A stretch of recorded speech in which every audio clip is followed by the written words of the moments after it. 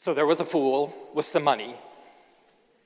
And whenever I kind of hear this proverb about the fool with the money that he was soon going to be parted with, I automatically start getting pictures of what this might look like. Sometimes they're sort of biblical pictures. Sometimes they're more kind of English countryside pictures. Because, actually this phrase about the fool and his money being parted is not biblical. But anyway, I start to get pictures. So, there's this guy, works in the countryside, and, he doesn't get into town very much, but he's been working all month, and he's been saving up the coins, and he's got them in his little bag, and he's wandering into town, like, do.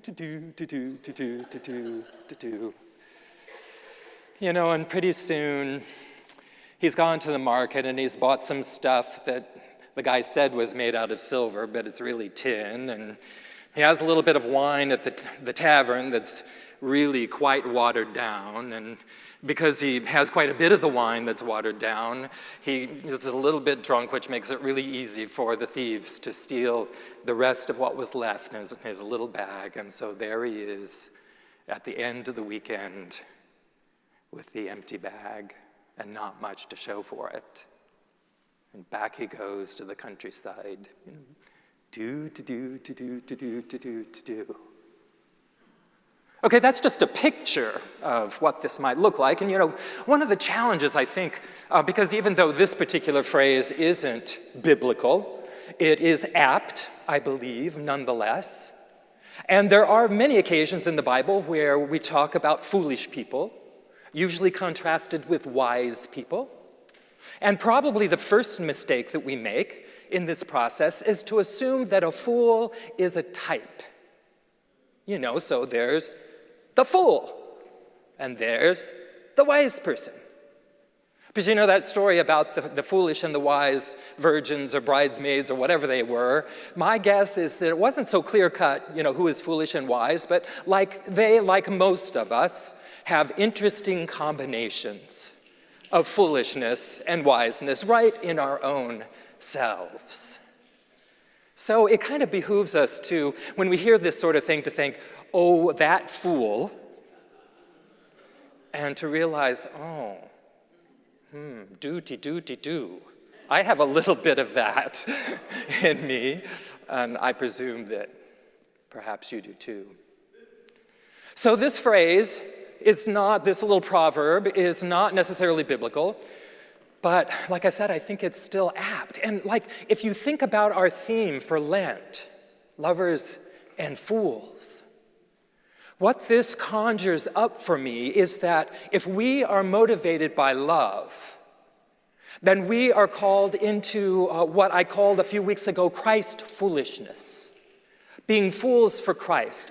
Because Jesus was always going around asking his followers to do foolish things that seem to be in contrast or in conflict with our personal interest, in things that are just hard to do, in things that seemed like losses rather than gains.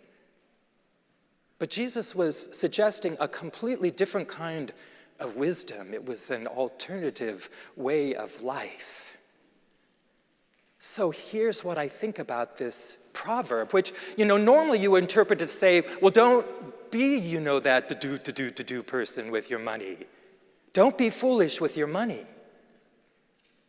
But I would like to suggest that if we love our brothers and our sisters and our siblings, which means, of course, all of them, even beyond whatever boundaries we might create, if in fact we are lovers, then we should be easily parted with our money.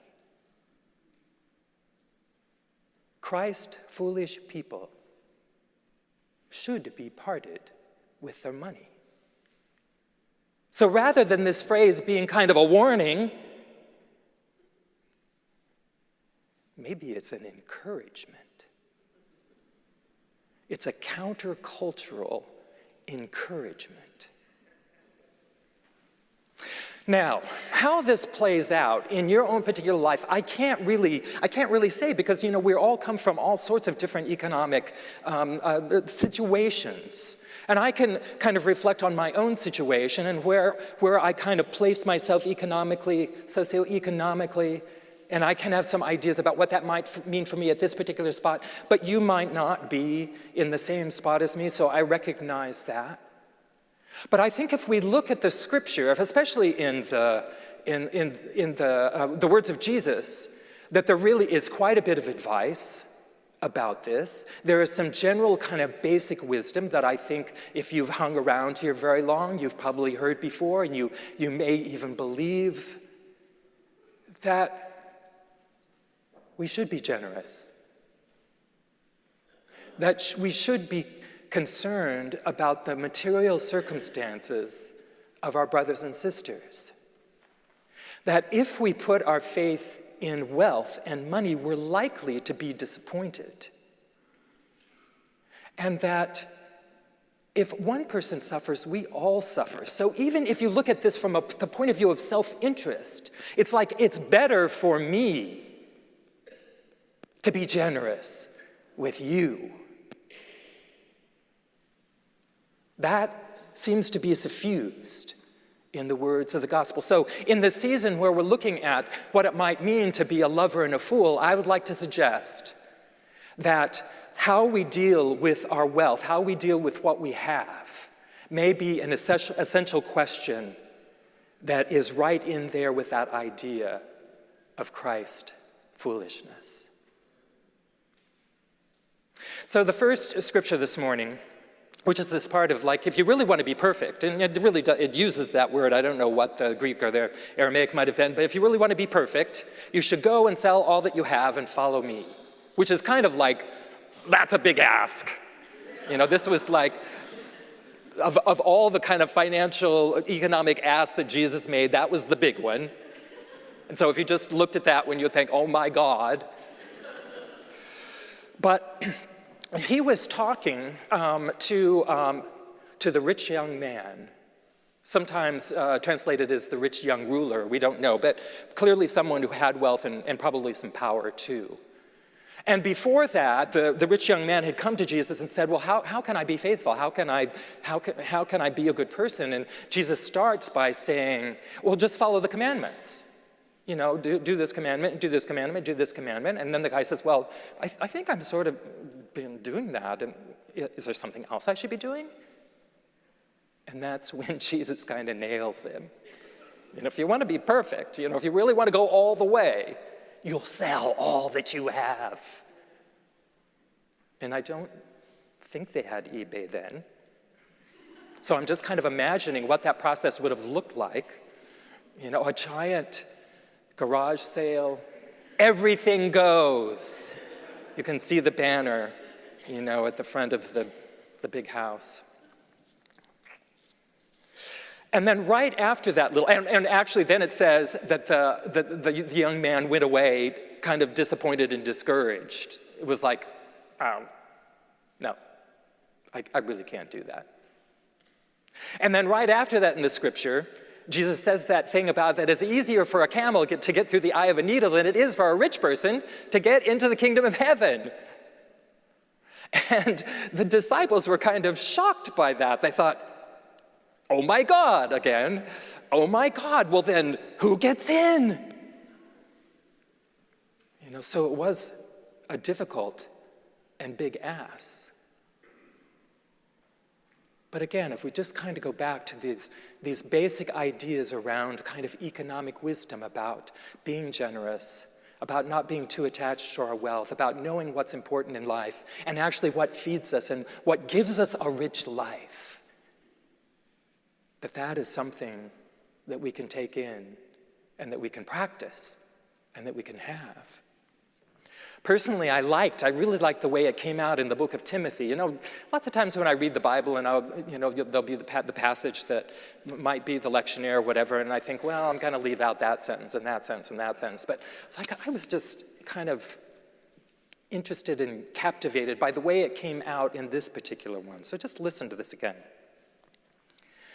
Command those who are rich in this present world not to be arrogant, nor to put their hope in wealth, which is so uncertain, but to put their hope in God, who richly provides us with everything for our enjoyment. So first of all, just the idea that if you have a lot, don't be arrogant. That seems wise. And to not put our hope in wealth. Now, I know I have a voice inside myself, and I presume that you all do. You think, well, I really like the fact that I have a roof over my head, and I have an iPhone 7, and you know, I don't have a big screen TV, but I have a medium big size screen TV. I don't know how actually these days I think it's a small big screen TV, but I'm kind of like that. So I'm not this afternoon going to go home and put my TV on eBay. I'm just not. So we know that we have to make these kind of choices, but to know that I'm not going to put my hope in those things because I don't. So to just get some perspective on all this. And then to notice that when we put our hope in God, God richly provides us with everything for our enjoyment. Now, we could go in the prosperity gospel direction with this, but we're not gonna, because I just don't believe in that. But the idea that God is going to provide everything for our enjoyment. Do you hear that word? It's not like God provides everything, so go ahead and sacrifice and suffer.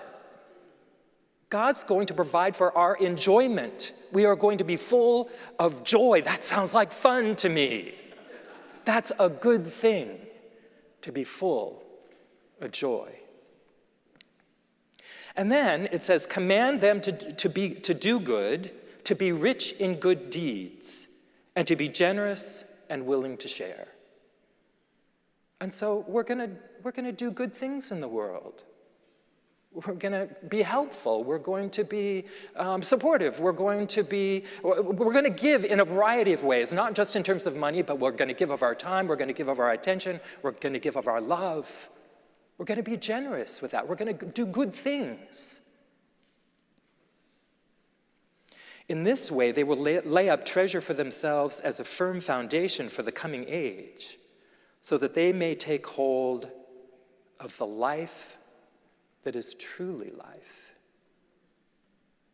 And we know that, don't we, about true life. What does that mean? What does that look like to have true life? And we're going to set aside the things that create true life for us. Now, we can look at this individually, can kind of take stock of our own situation. Where am I kind of like around my finances? Where am I? We can look at this as a community, because the wonderful thing about being in community is sometimes if a whole bunch of people just do a small thing, it creates a really big thing. So I've got my one little box of cereal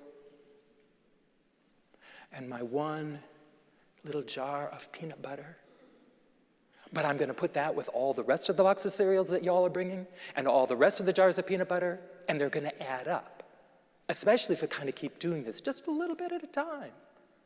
It's an interesting wisdom, that thing of just a little bit of a time, but a whole bunch of people doing it, and they keep doing it, and look what happens.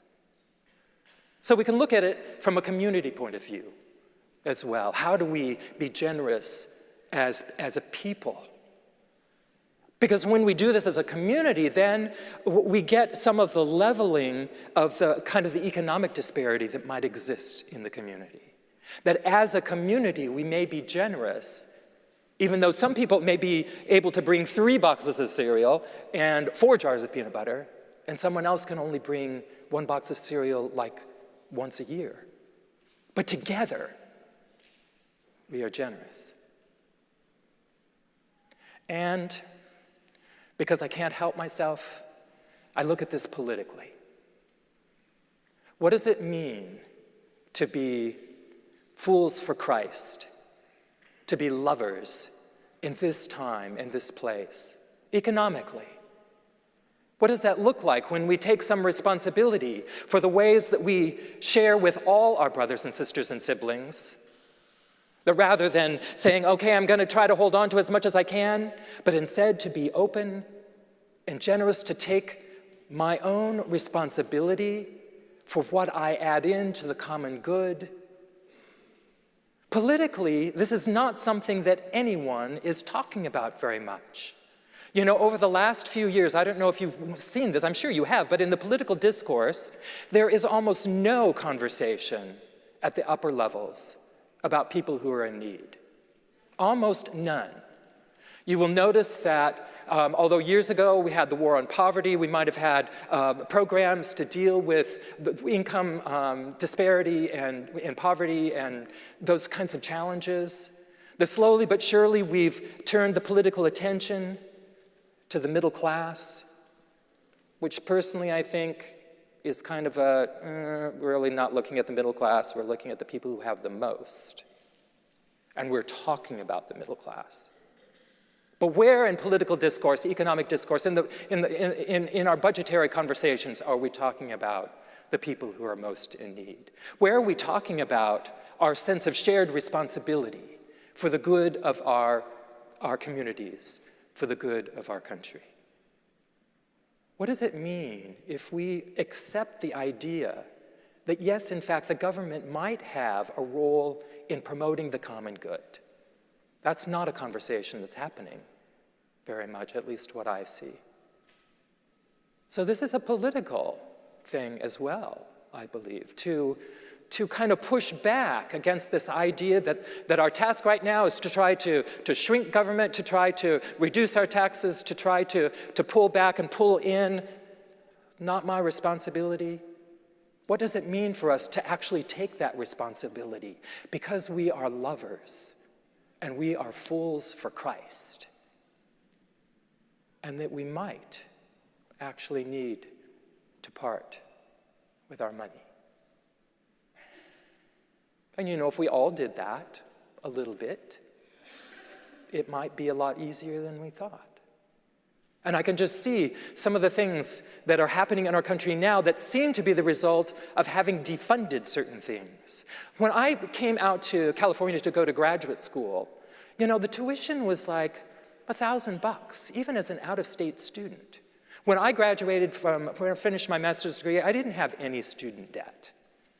But because over the years we have continued governmentally to defund education, because we're not putting those resources in, people now are taking on more and more debt in order just to get through school. This is not good for all of us, not just the poor people with the debt. This is not good for all of us. And I heard another thing about where someone kind of traced back to the challenges of homelessness to the point at which the federal government started to defund public housing.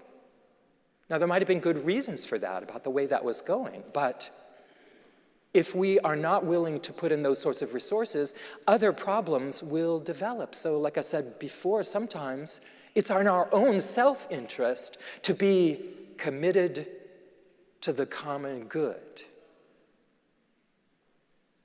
But regardless of whether there's self-interest, Jesus continued to call his people to generosity. He continued to call his people to simplify. He continued to call his people to a kind of a basic faithfulness. He continued to challenge the people with resources to do the right thing. He didn't spurn them. He ate dinner with them, but he challenged them as well. And he challenges us. So I want to call us to all be fools who may soon be parted from our money. Amen.